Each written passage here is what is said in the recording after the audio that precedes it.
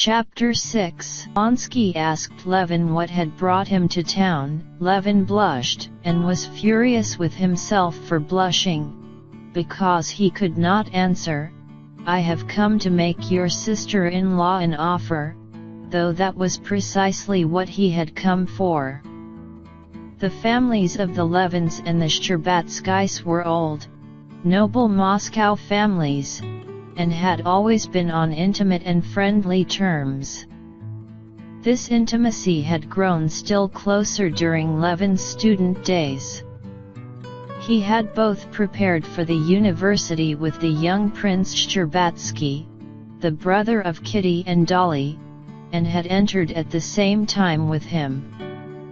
In those days Levin used often to be in the Shtcherbatskys' house, and he was in love with the Shtcherbatsky household. Strange as it may appear, it was with the household, the family, that Konstantin Levin was in love, especially with the feminine half of the household.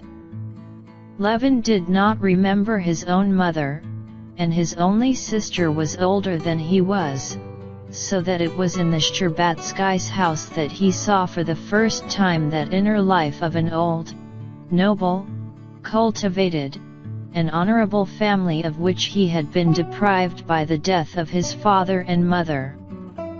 All the members of that family, especially the feminine half, were pictured by him, as it were, wrapped about with a mysterious poetical veil, and he not only perceived no defects whatever in them, but under the poetical veil that shrouded them he assumed the existence of the loftiest sentiments and every possible perfection.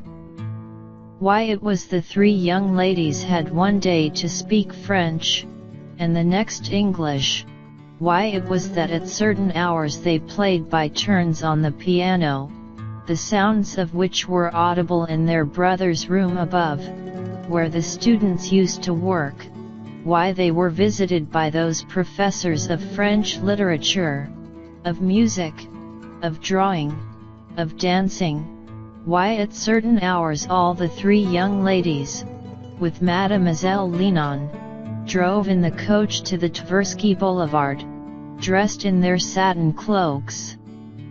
Dolly in a long one, Natalia in a half-long one, and Kitty in one so short that her shapely legs in tightly drawn red stockings were visible to all beholders.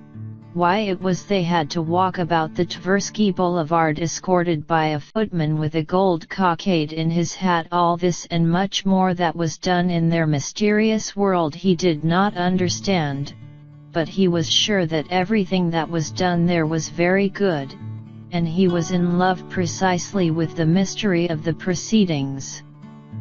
In his student days he had all but been in love with the eldest, Dolly, but she was soon married to Oblonsky.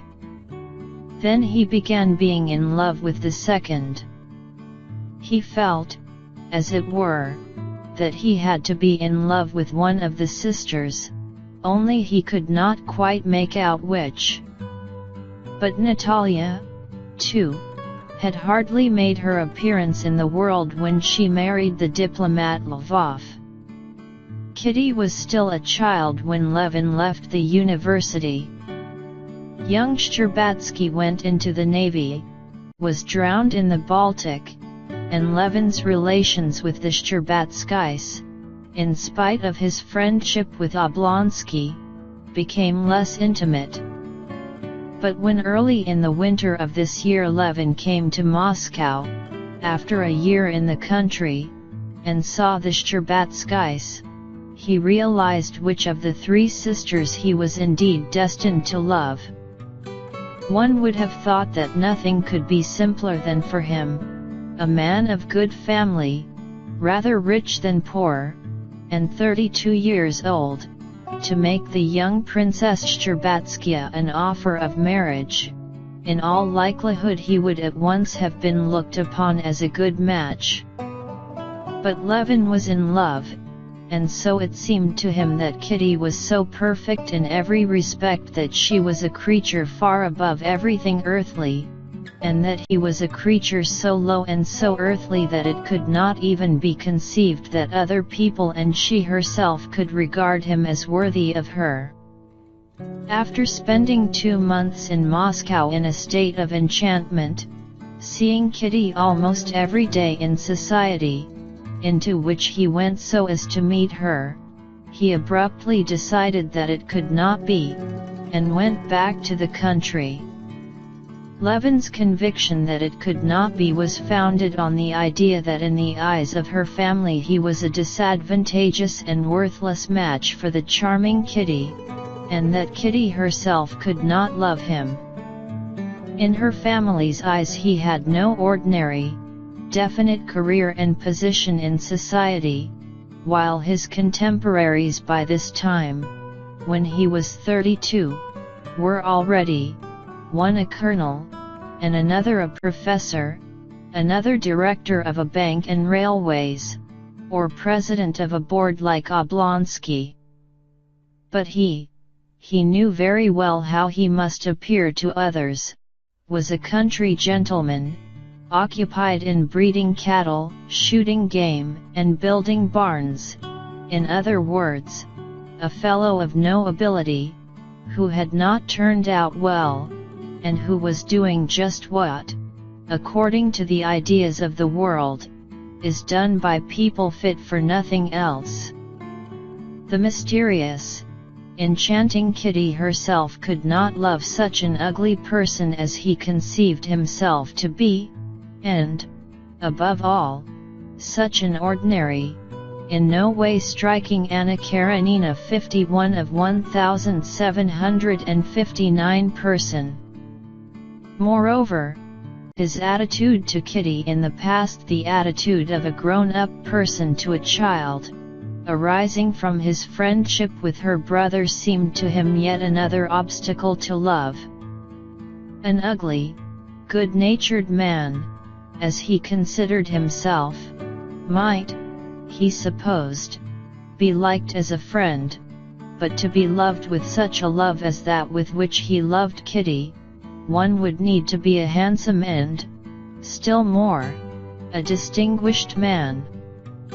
He had heard that women often did care for ugly and ordinary men, but he did not believe it, for he judged by himself, and he could not himself have loved any but beautiful, mysterious, and exceptional women.